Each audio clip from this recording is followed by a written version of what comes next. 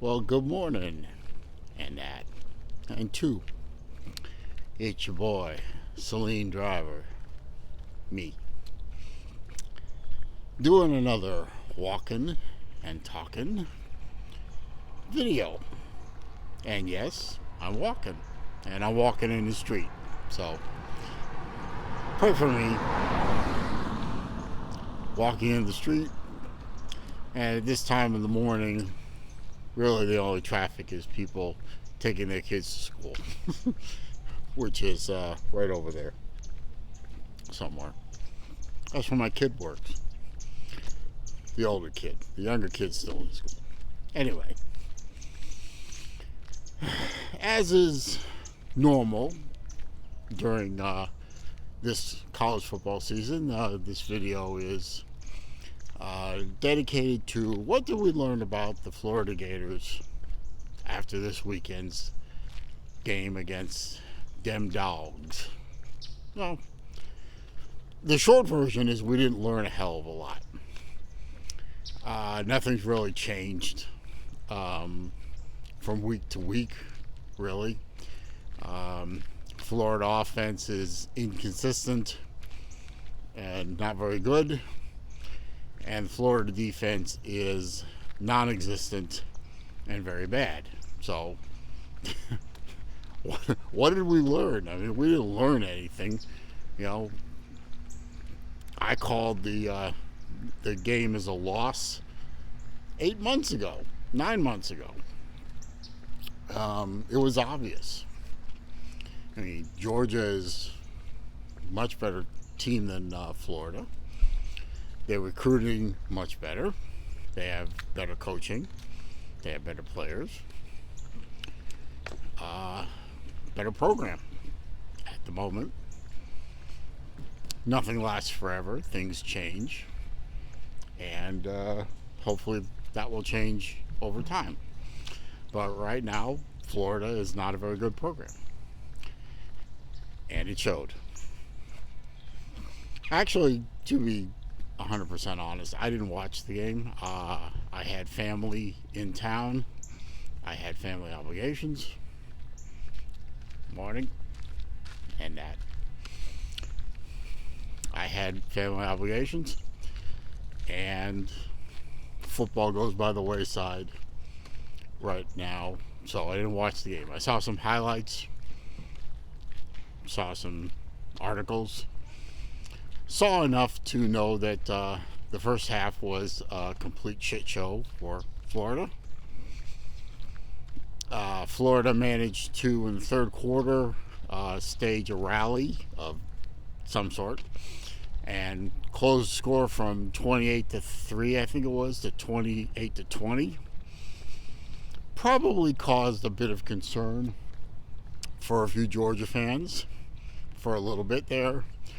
And then, of course, you know, the momentum shifted, things went wrong, and whatever laughably call a comeback by the Gators stalled out. Georgia scored a couple more touchdowns, and I don't think the game was ever really in doubt. So, yeah, goes in the books as a blowout loss. Although Georgia didn't cover.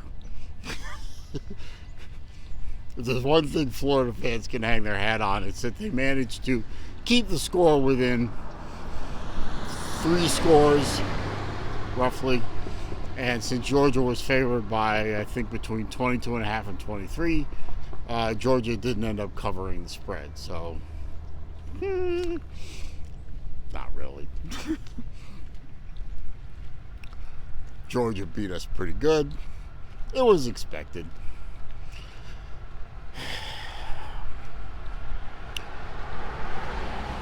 Got to cross the street because there's a dog, pardon me, coming our way. Oh, 2 dogs. We don't want to make the dogs nuts. Or is it 3 dogs? No, 2 dogs. 2 dogs, 2 people. Anyway, so we didn't learn a hell of a lot. Morning. And that. Hello. They're so cute. Look at them. They're cute. They want to play. Anyway, we didn't learn a lot that we didn't already know about the Gators. They're not a good team. They've lost games they should have won. I don't know what's going to happen to them in the next few weeks. The next game against Texas A&M, which seems to be in even worse shape than the Florida Gators. But it's at Kyle Field, and I don't think this team plays very well on the road. And they haven't so far. But, 4-4 goes up against 3-5, and, hilarity and hijinks may commence. So we'll see. I would love to see Florida win the game, just to break the losing streak. And because I hate Jimbo Fisher that much. But I will say, in closing, about the game, is I'm proud of the Gators for showing some fight. I mean, you're down 28-3, and I think that was the halftime score. You could have just folded up and just, walk through the rest of the game. And that was that, Go back to Gainesville with a blowout loss and get ready for next week. But the Gators showed some heart. They showed some fight. They showed some, they made a few plays. They did some things right. And, for a few minutes there, they made the game respectable. Now, I know all the Georgia fans that watch this are going to just sit there and laugh. Celine, you don't know what you're talking about. Yeah, but you still lost. You got blown out. Blah, blah, blah. Yeah, well, laugh all you want, guys. I called the game 9 months ago as a blowout loss to Georgia. So, I'm not upset. If you know something bad is going to happen, it's really kind of hard, and you've already prepared yourself for the fact that it's going to happen. There's nothing that can be done to stop it. It's really hard to get upset and animated about it, and that's where I'm at. I knew this season wasn't going to be a very good one. I knew there were going to be losses to key teams in the SEC, and so far my predictions have been right. In fact, the only prediction I got wrong was I figured we'd lose to Utah and beat Kentucky. We lost to Kentucky and beat Utah, so go figure. But, another cocktail party in the books with a Georgia victory. And that sucks as a Gator fan. But I'm not going to give up on this team. As I said earlier, nothing lasts forever. Good times don't last forever. Bad times don't last forever. Things will change. Just hang around long enough and you'll see it happen.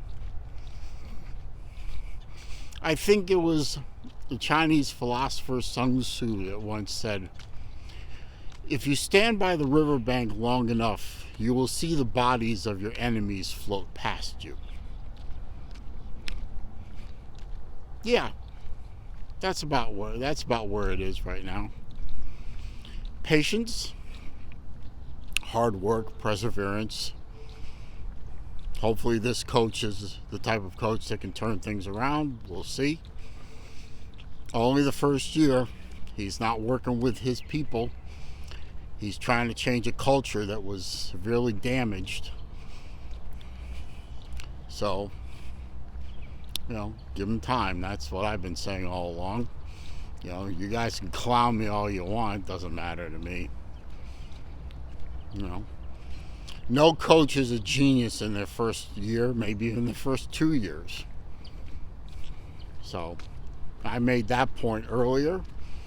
I think of last week's video, and nobody refuted it. Because it's not refutable. It's the truth. There are facts to back up what I say. Actual statistics, actual game numbers, actual records. So, my facts don't care about y'all's feelings. But anyway, that's what we learned about the Gators in week 8 of the 2022 college football season. They are what they are. They are what I predicted they would be. And now we move on to the next game. So I'm going to put my Battle Angel Memorial selfie stick away. I'll put my microphone away. Good morning. And that. And I'm going to get my 4-mile walk in and get on with my day. So that is the state of things right now. So, and today is Halloween. So happy Halloween to everybody. Go get some candy. It'll make you happy. It's your boy Celine Driver, and I'm out.